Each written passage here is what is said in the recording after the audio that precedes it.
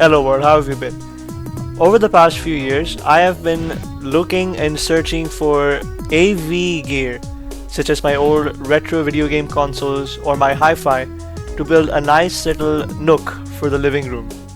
Everything from my Sega Saturn to my cassette player and my PlayStation to my VCR has been meticulously looked for and reluctantly spent on to build a very nice little retro nook ranging from the late 80s to the mid 90s. So step with me as we look into my little living room hi-fi and retro AV setup.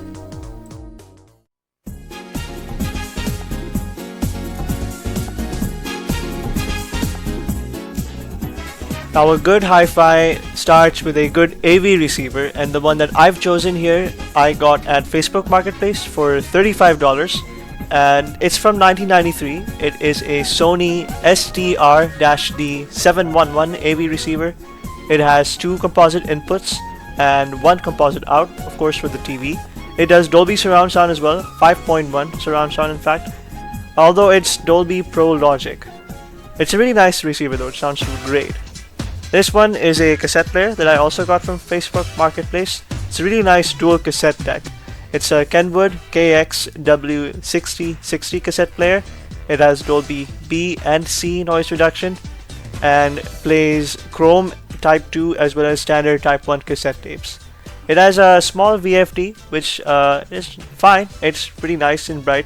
It also has timer, record, and auto reverse, which is pretty convenient for when you have cassettes with both sides, and I have plenty of them, so that's fun. It also has auto bias detection and CCRS, which means if you have a compatible CD player or a Kenwood branded CD player, you can have it so that both the CD player and the cassette deck do the dubbing. It has index scan for automatic music skip and an MPX filter for when you record from AM radio. It looks pretty nice and it's from 1994. So let's see how it sounds when I play the cassette. This one I got from Savers as well. Really nice jazz tape. I do love me some ML Jamal. So here it is, powered on, and check out that VFD. That looks gorgeous, doesn't it? Here's a close-up shot of it. Lovely on this JVC VHS camcorder. Let's see how it sounds.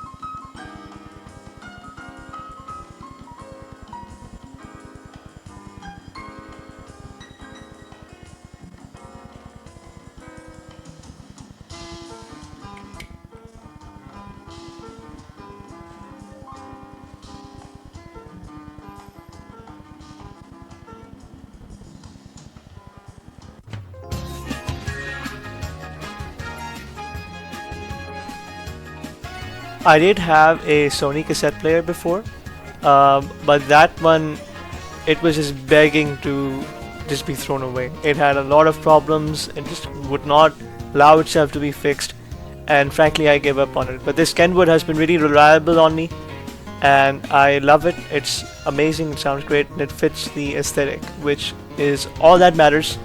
So brilliant. Cassette player is always a great starting point for your hi-fi along with the AV receiver. It gives you a taste of what the analog feels like.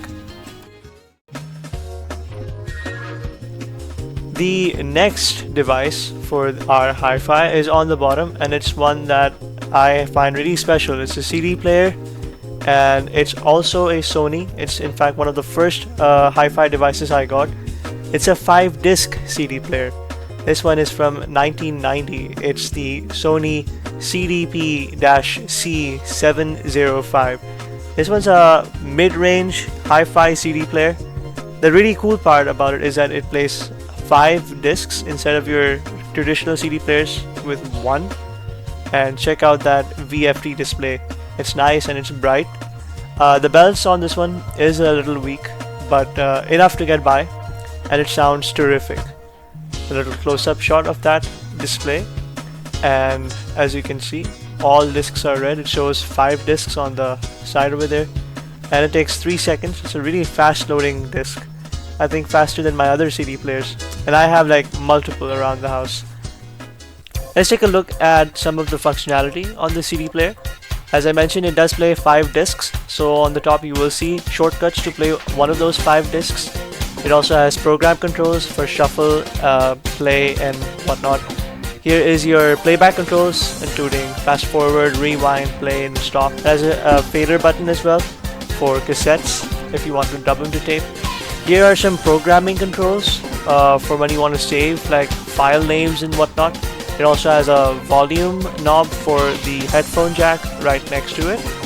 Yes, it can be attached to headphones and be played on its own. You don't need a hi-fi for this one. And let's open the tray. This is what it looks like. Ooh, gorgeous. I love how it just spins around. It looks very fancy. I have a collection of discs, including a burnt disc, which it also plays. Here's AC/DC. One of my favorite bands, actually. I got these discs from the thrift store and the library.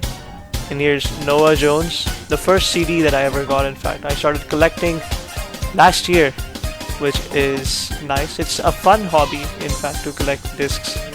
And here they are, showing off my collection. That's Madonna, that's Tom Petty, and this is my burnt disc. It has some old classics from my home country.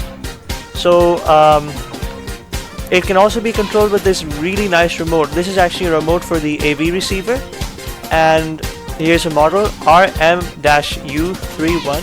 You can control the volume and adjust like surround sound presets and EQ, and you can also control it with a VCR and a CD player, a cassette player for auto reverse. It has those 2 buttons there as well, and you have the function buttons for the AV receiver. So using the remote, I can press the CD button and control the CD player wirelessly. As you can see, I'll press play and let's see how it sounds.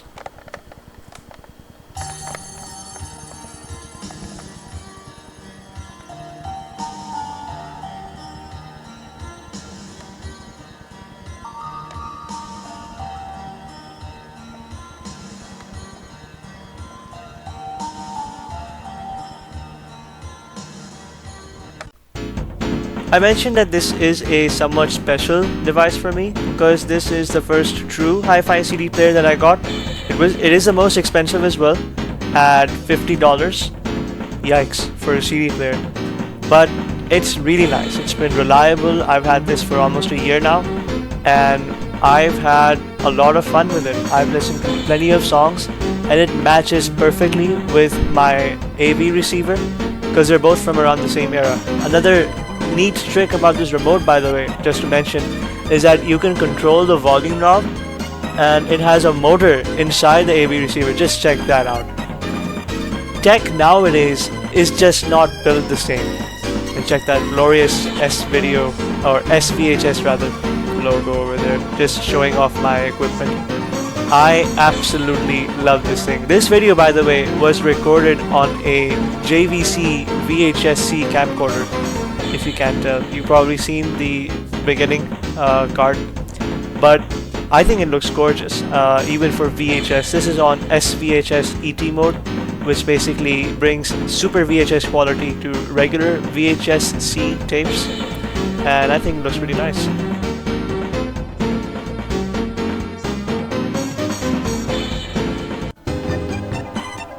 Now, this part of the AV gear, which I like to call the AV trolley, it consists of my VCR and my DVD player. We're going to start with the VCR first. I got this one rather recently. This is the newest addition to the hi-fi. This one is a Sony SLV-N71 VCR, and it's from 2001, so not really around the time frame, but the aesthetic, I guess, fits the overall look of my hi-fi. It's hi-fi stereo, 4-head, regular VHS VCR, and it's been really reliable. It plays great, plays VHS tapes really nicely. I had a Memorex combo device before, but that one had a rather dirty head and I didn't know how to fix it, so I kind of threw it in the storage pile somewhere. Anyways, I'm using this VCR to play some of my VHS tapes that I've thrifted and collected over the past few months. It's like really nice classics. Some of my favorite movies include Star Wars, Black Hawk Down, and Mr. Bean, of course. Mr. Bean. Oh, and check this out. Titanic, the original Titanic, sealed. I got this one like a few weeks ago. And this VCR can also be controlled by the remote for the AV receiver. This remote is just like, it's wonderful. It's multi-purpose, and you just press this button and it powers the VCR on, as you can see. It shows L1 and the time over there. That's what it looks like when turned on. So that looks lovely over here. Let's play a VHS tape. I recorded a bit of the Fresh Prince of Bel-Air from DVD, which I legally bought, by the way, onto VHS tape. So let's see how it looks.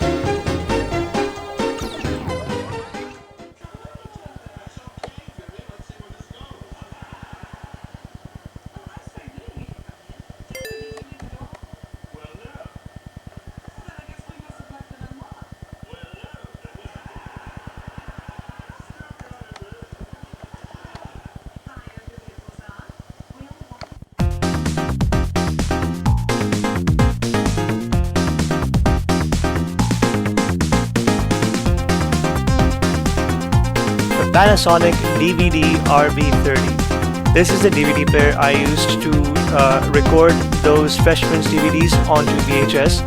This one also plays CDs and video CDs. I got this one as well rather recently with the Titanic VHS actually from the thrift store. It is a pretty okay DVD player from 2000. Here's what it looks like up front. You have your cinema controls. I don't know what they are honestly for. And this really nice thing is that it has this nice text, "Welcome to DVD World." This was released in 2000 when the DVD format was still really new. It's a mid-range DVD player with this rather 2000s looking DVD screen. Very classic, I like that. It came with a DVD inside, interestingly. It's Beyond the Edge. It's a movie from 2015.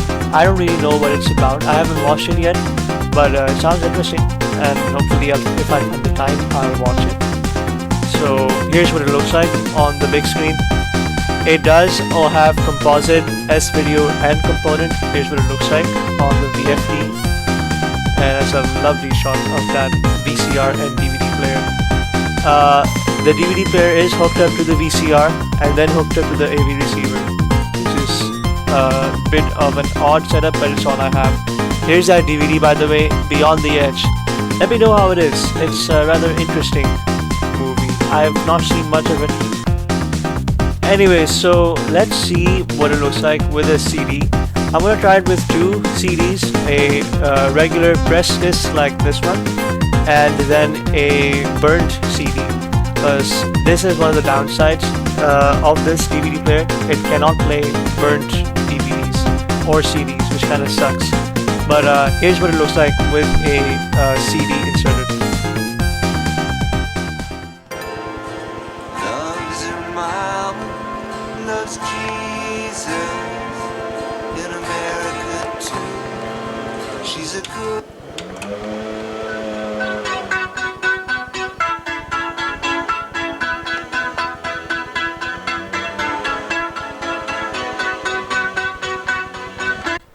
Okay, so here it is with a burnt disc. I did try this with the CD player before. It's a CDR and it has some old Pakistani songs, like I said. Let's see what it looks like. So we know that it can play pressed CDs, but with burnt CDs, if we see the VFD over here, it says no play. So it cannot play burnt CDs, which sucks honestly, but it makes sense. Given how piracy was rather rampant in those days, but there's not much we can do. On the TV it says this disc cannot be played, please insert a different disc. The same is true for burnt DVDs or video CDs if you have them. So I guess newer CD players or DVD players rather work with it. So that's too bad, kinda sucks.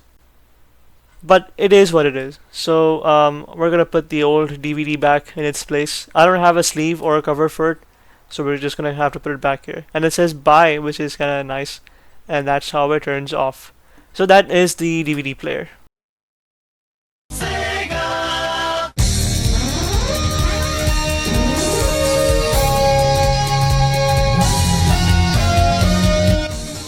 The Sega Saturn, one of my most favorite video game consoles. Released in 1994 in Japan and 95 in America and Europe, the Sega Saturn was Sega's most infamous video game console. Featuring two Hitachi SH2 CPUs, this 32-bit monster was a direct competitor to the Sony PlayStation, which was also a 32-bit processor. My particular model can play games from an SD card with this Saru cartridge plugged in, as you can see, which is nice because Sega Saturn games are expensive, which kind of sucks, but it is what it is. Anyways, next to it you will see the 6-button controller, very comfortable to hold. So let's see how it is powered on.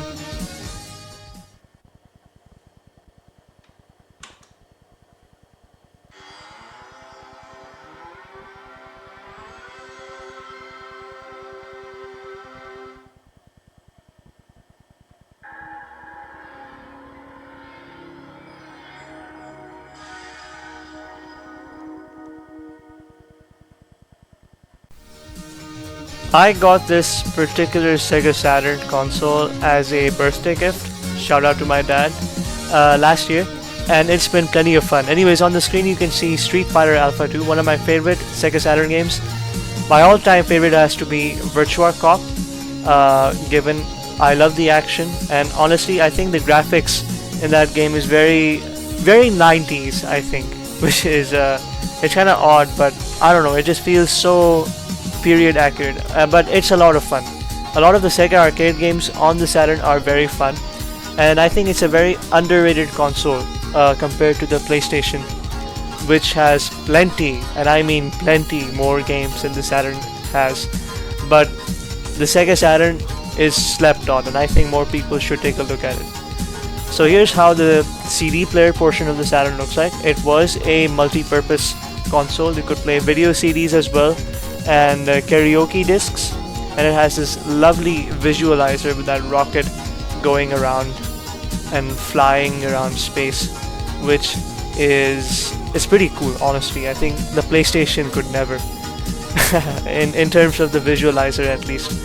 I might be dunking on the PlayStation too much, but it's a nice console. Anyway, so these are the CD controls. You can adjust the pitch, of course, for people who love karaoke and have a different vocal range compared to the song being played. This also has surround controls over here. I don't know what that is for. It just creates an echo, which is kind of odd. But also programming sequence. The PS1 does not have a programming sequence, if I recall. This, or at least the way the Sega Saturn does. Maybe I'm wrong. I'm not sure. You can also shuffle, and you can scan for intros, but that's pretty much it.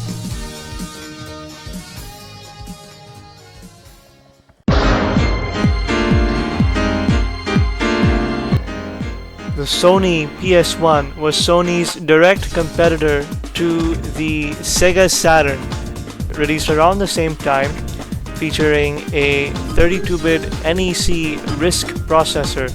The PlayStation had superior 3D graphics compared to the Sega Saturn, and as a result sold a lot better.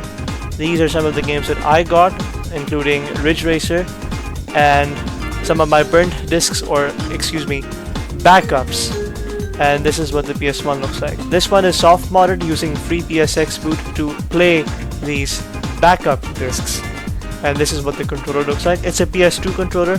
That's just the one that I got with it. So let's see how it is playing Einhander for the PS1.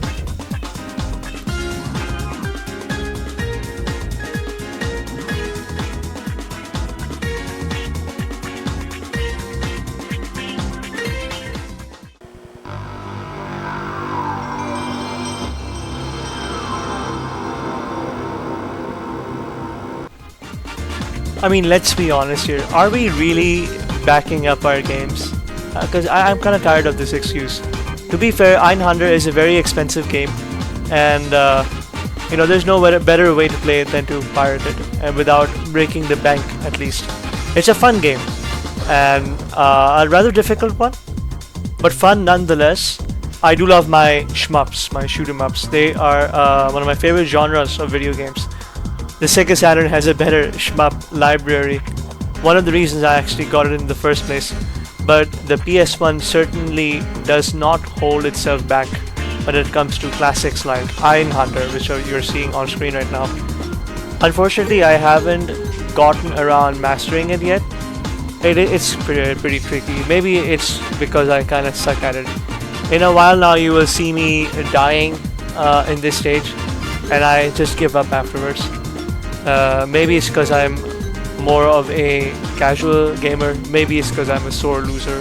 Who knows? But yeah, this is Ein Hunter on the PlayStation 1.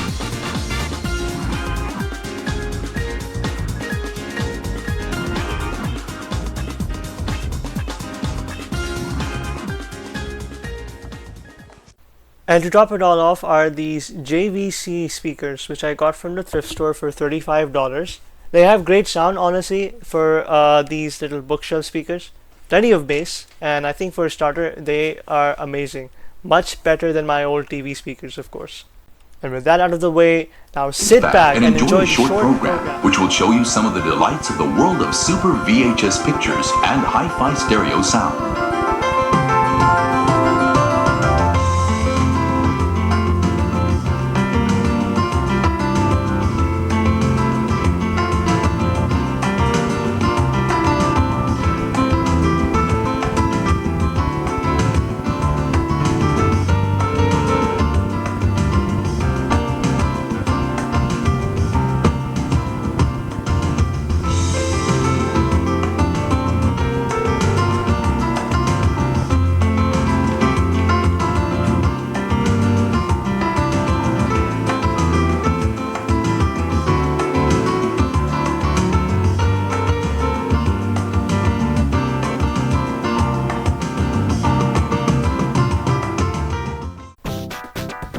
Finding each one of these components was a very daunting task and a somewhat expensive one, but a very, very fun task. At the end of the day, I'm very proud of what I've built, and I couldn't be any happier.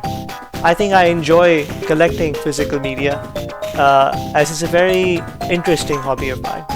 Special shout out to my TV, by the way. It's a 4K TCL 65-inch TV, and it looks gorgeous with modern content. But with my Sega Saturn hooked up to an HDMI adapter, I forgot to mention that, by the way. It has an HDMI adapter, yes. It looks really, really nice on this TV. With that, thank you very much for watching, and I hope you enjoyed this little video that I've put together. Until I see you again, cheers.